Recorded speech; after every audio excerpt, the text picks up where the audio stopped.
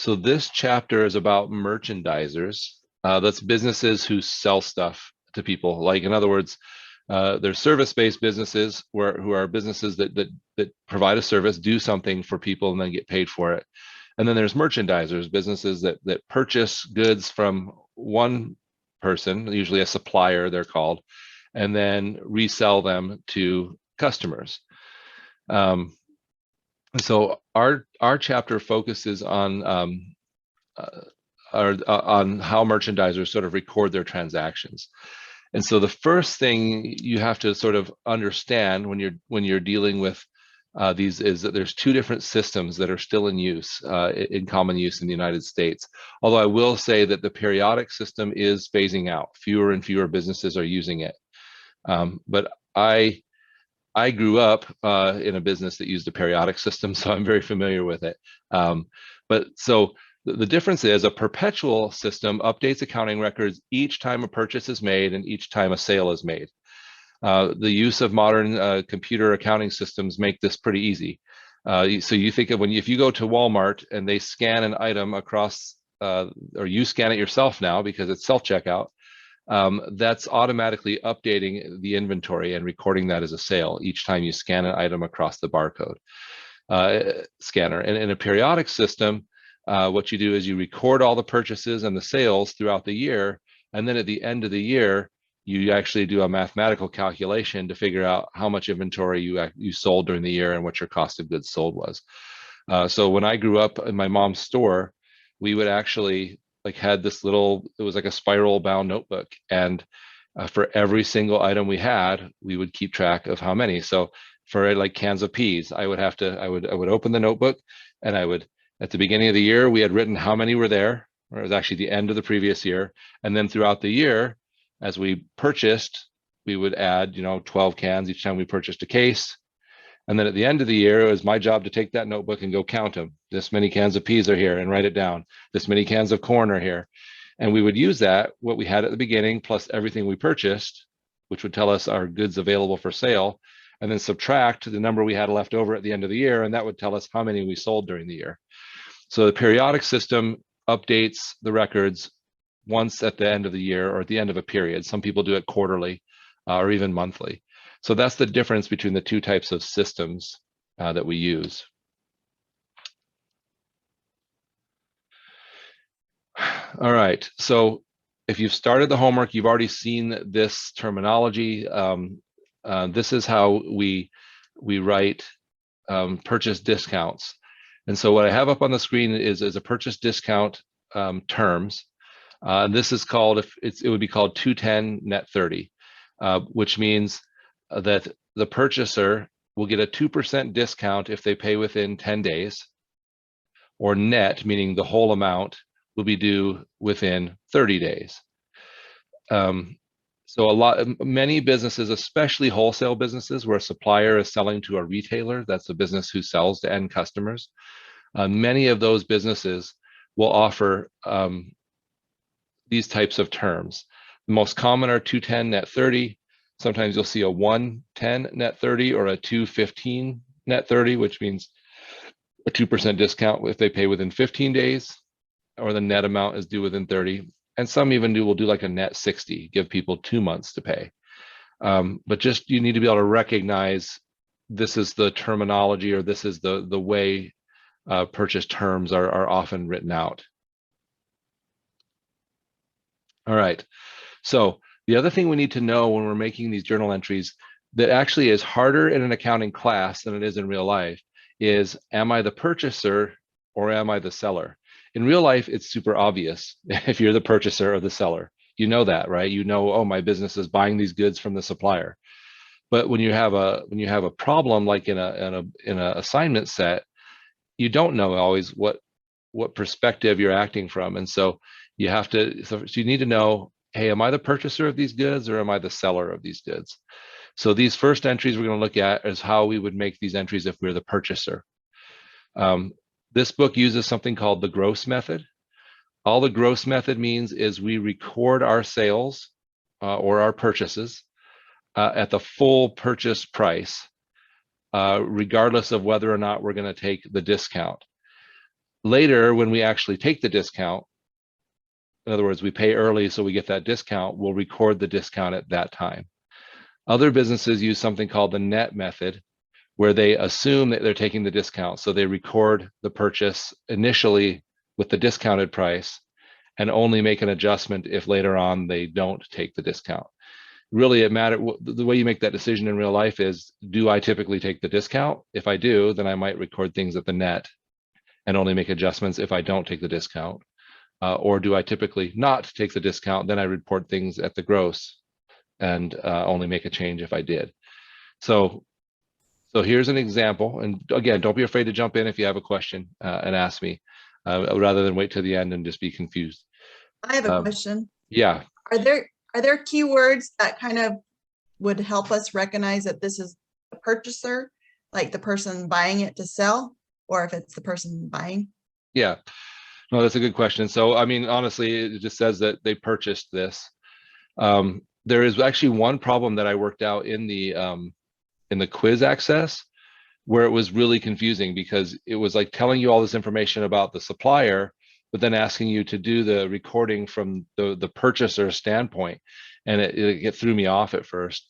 So typically these are going to say, you know, that Zmart purchased these things, and so record the journal entry. It would be clearer if it said record the journal entry for Zmart. So, I mean, really, that's the key term, that they purchased it, as opposed to sold it. And then as far as it being the gross method or the net method, the problem would have to tell you, because there's no way you could know that just from the way they state it here. So using the gross method means whenever we make a purchase, we're just going to record the transaction at the full price. So we're going to debit merchandise inventory. That's an asset account. Okay, that's something we own. And then we're going to credit accounts payable, money that we owe to the supplier. So one thing to remember, and as we go through discounts and things like that, people sometimes think of inventory as representing the stuff sitting on the shelf ready to be sold, which it does, but what it really represents is the cost of the stuff sitting on the shelf. So if you take a discount, you're not going to somehow try to put it to a discounts account. You're just going to credit merchandise inventory, because you'll still have the same stuff sitting there, but it will have cost you less. Okay, so let's look at some of those. So here's a payment with a discount. So on November 12th, Zmart pays the amount due from the purchase on November 2nd. So they're taking that within the 10 days, meaning they're going to get the 2% discount. So whenever we purchase something and then pay within the discount period, we still have to debit the full account payable. Why? Because we no longer owe that money to the supplier, but we're only going to credit cash the amount we actually have to pay them, which is the amount we owe them less a discount. The difference between the two, between what we owed and what we actually pay, is the discount. And so to find that, we would say it was $500 times 98%. It was a 2% discount. So if we paid full price, we'd be paying 100% of the purchase price. But since we took a 2% discount, we'll be paying 98% of the purchase price. That tells us how much cash we pay, and the difference is the discount. We record the discount as a credit to the merchandise inventory account, because remember, merchandise inventory stands for the amount of money we paid for our inventory. And since we initially recorded it as $500, we've now got to record that discount here as a credit of $10. So now the balance of that account will be $490. So that's the process by which we would enter that entry. If we were to pay after the discount period, so we didn't get the 2% discount, then we would just debit accounts payable the full 500 and credit cash the full 500, because that's what we paid.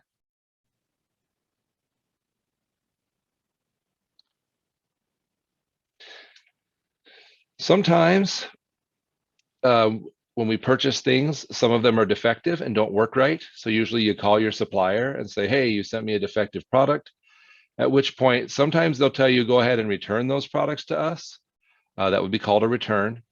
And other times they'll tell you, hey, we'll just give you an allowance. Like, go ahead and keep it. It won't do us any good to get the defective item back. So they'll just issue you what's called an allowance. So in this case, it says Zmart, the buyer, gets a $30 allowance from Trex, who was the supplier. So when that happens, all we do is we debit accounts payable, meaning we don't now owe them the full amount. We owe them $30 less. And again, we credit merchandise inventory because that reduces the cost of our merchandise inventory. A return's a little bit different. So here, Zmart purchases $250 of merchandise on June 1st with terms of 210 net 60. On June 3rd, they return $50 of goods, and then they pay the invoice on June 11th. So I'll go through each of these journal entries. When we make the purchase, we'll debit merchandise inventory, which is an increase because that's an asset account, and we'll credit accounts payable, which is also an increase because that's a liability account. Then on June 3rd, we return $50 worth. So we're going to debit our accounts payable, meaning we owe them $50 less. And we're going to credit merchandise inventory, meaning the cost of our inventory is $50 less. Then on June 11th, when we go to make the payment, a common error people make is they'll apply the discount to the amount of the original purchase. But you can actually only apply the discount to the amount you still owe as of the date of payment. So since we owed $250, then we credited that account $50. At the point of purchase, we only owed $200. So we're going to debit accounts payable to show that we're paying off the full amount. We'll figure out how much cash we have to pay by taking the accounts payable times the times 98%, since the 2% discount. So we have to pay $196. And then our merchandise inventory, this will go down by the amount of the discount, which was 2% of the full 200. So just remember, the amount of cash you pay plus the amount you're crediting to inventory has to add up to the amount you're debiting accounts payable every time you pay for a purchase. That's the process.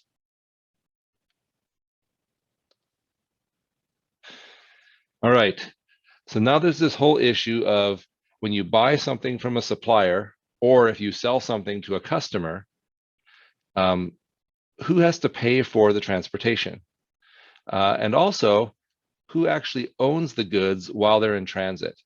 So if there was like a, let's say the transit vehicle got in an accident and all the goods were destroyed, whose insurance company would be paying for it, the buyer or the seller? That really matters to insurance companies. They want to know that, right? So there's two types of shipping terms, and they're called FOB shipping point and FOB destination. FOB means freight on board. That's what the term means, freight on board. So we can either ship things freight on board shipping point or freight on board destination. What that means is once the freight is on board or loaded onto the vehicle, whether it's a truck or an aircraft or whatever it is that's transporting it, or a boat or a train, okay? So FOB shipping point means ownership transfers once we load it on the truck.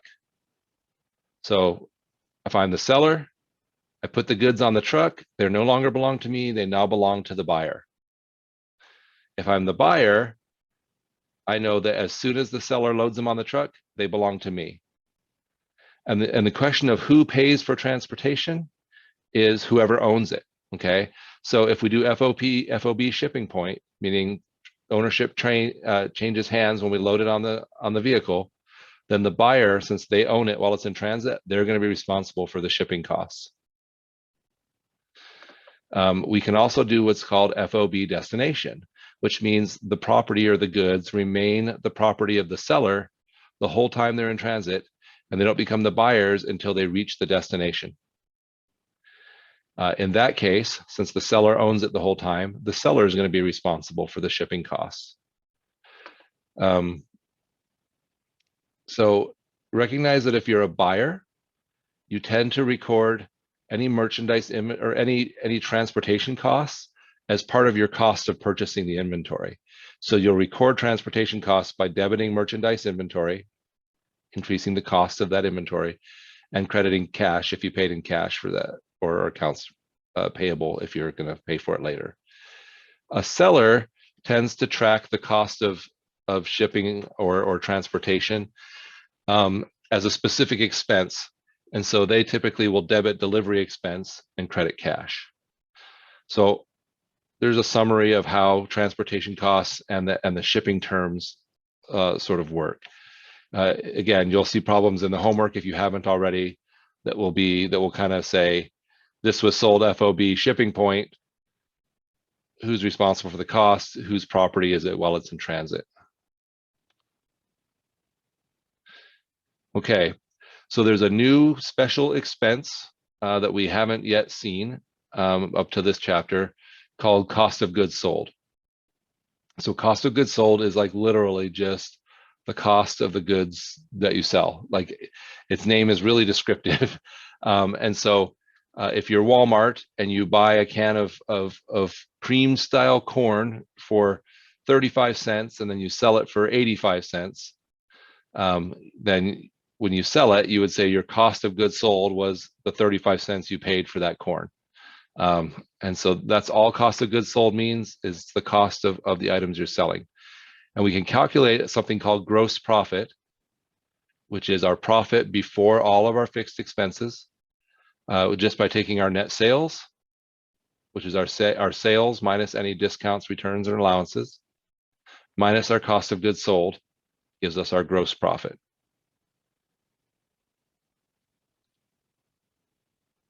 All right, so from the perspective of the seller, the first journal entries we went through were from the perspective of the purchaser, and these are from the perspective of the seller. So Zmart sells, so first of all, I want you to recognize that each time we make a sale, we have to do two different journal entries. One to record the revenue, the money we're earning from selling something, and then the other to record the cost, or the how much the units of merchandise that we're selling cost us. So here's an example. Zmart sells $1,000 of merchandise on credit. Merchandise has a cost basis to Zmart of $300. So the first thing we're going to do, the first entry we'll make is to record the sales revenue. So we're going to record accounts receivable, debit 1,000, and sales, which is a revenue account, will credit 1,000. If the customer had paid us cash, the only thing different about this entry would be a debit to cash and a credit to sales. Okay, so that's the first side. They call it the revenue side of the journal entry. And then the second one is to record our cost.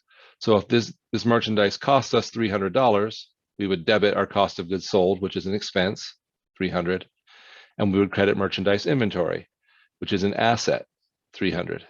So if you think about these two journal entries, what you see is we have an asset going up by 1,000, money owed to us, and an asset going down by 300, the inventory we're selling. So if we wanted to calculate the gross profit for this transaction, we would just take the revenue brought in minus the expense and say we made $700 gross profit on that transaction. Sometimes we make sales with discounts, again, meaning we give our buyer a chance to pay early. And again, we're doing these with the gross method. So when we make the sale, we'll go ahead and record everything at the full price. So this is the same journal entry that I just showed. So we first record our revenue and the amount owed to us, accounts receivable, debit 1,000, sales, credit 1,000. And then our expenses, the cost of goods sold of 300, and the asset merchandise inventory going down or being credited by 300. So if the buyer pays within the discount period, we're going to show our cash increasing by the amount that they actually pay us, which would be the $1,000 minus the 2% discount. Our accounts receivable will have to go down by the full $1,000 so that we can show the customer no longer owes us any money. And so the difference between the two will be the discount. And we actually use a special account called sales discounts. If you think about it, if you care to think about it, sales discounts is a contra revenue account, meaning it gets paired together with our sales revenue account, but it reduces the overall. Because in essence, we made $1,000 worth of sales, but less $20 in discounts. We actually only made $980 in net sales from that transaction. If the buyer were to pay after the discount period, then it would just be a debit to cash. Our cash would go up 1,000 and our accounts receivable would go down 1,000. So sometimes in these problems, you have to pay attention to the date they're paying on, because they won't tell you, oh, they're paying within the discount period. They're going to leave it to you to recognize, oh, that sale had had 10 days worth of terms and they paid 9 days later, so I have to put the discount in there. Or they paid 12 days later, so I'm not going to put the discount in there. That's, if you haven't noticed, accounting is not about hard math. It's about paying attention to these little details in the words, right, that sometimes catch you. Like the month. Yeah. The days are 2 days apart, but it's a month apart, actually. Yeah, it is frustrating. And I will say that is, as much as the book authors are like trying to get you, that is like legitimate real life accounting. Like it really is. What's interesting is how like I can do accounting, but when it comes to like having attention to detail and other things, like noticing a change my wife made around the house or something, I'm completely obtuse. So I'm not sure why accountants are almost known for being obtuse about like big ticket items, but they can catch those numbers. I don't know. Engineers, the same thing. My son-in-law is an engineer, and I get to watch my daughter be frustrated with him. It's pretty cool. All right, that's one of the joys of when your children get married, is you can just be like, oh, look, it's hard for them too. All right, so sometimes we have sales with returns and allowances. So here the customer returns merchandise which sold for $15 and cost $9. So again, we're gonna record it to an account called sales returns and allowances, and show the cash refund that we're giving to the customer. Other times we have returns that are not defective, and so we will just put them back into inventory in essence. Actually, this is all one transaction. So let me restate it, because I think I may have just been confusing. Just like when we make a sale, we have to worry about the cost and the revenue. So the same idea here. If we sold these for $15, then we've got to show our cash the return, we'll have to show our cash going down by 15 and our returns and allowances going up by 15. And we'll have to show that our inventory is going up again by 9, because we're taking that return and putting it back into inventory so we can sell it to someone else. And our cost of goods sold going down by 9, because we're kind of undoing that sale. So we have to do both sides of it when we do a return. Now, if the return goods are defective, we'll have to account for those in a different way, because we can't take defective goods and put them back into our merchandise inventory unless we're Walmart. They seem to like to do that sometimes. Maybe never happened to you guys, but so here we have, assume that $40 of the merchandise Zmart sold is defective, but the buyer decides to keep it because Zmart offers a 10% price reduction. So then we do what's called an allowance, and we're going to debit sales returns and allowances and credit cash. So we're just going to pay the customer to keep those goods. All right. So something new that we haven't seen previously, although related to what we have, is what's called a multi-step income statement, or a multiple step income statement. All this is an income statement like we've seen before, but with a lot more detail. Okay. So instead of just sales and expenses and net income, it'll have sales minus sales discounts and sales returns and allowance will give us net sales, minus cost of goods sold will give us gross profit. And then it breaks down the expenses typically into selling expenses, so the cost of selling stuff, and general and administrative expenses.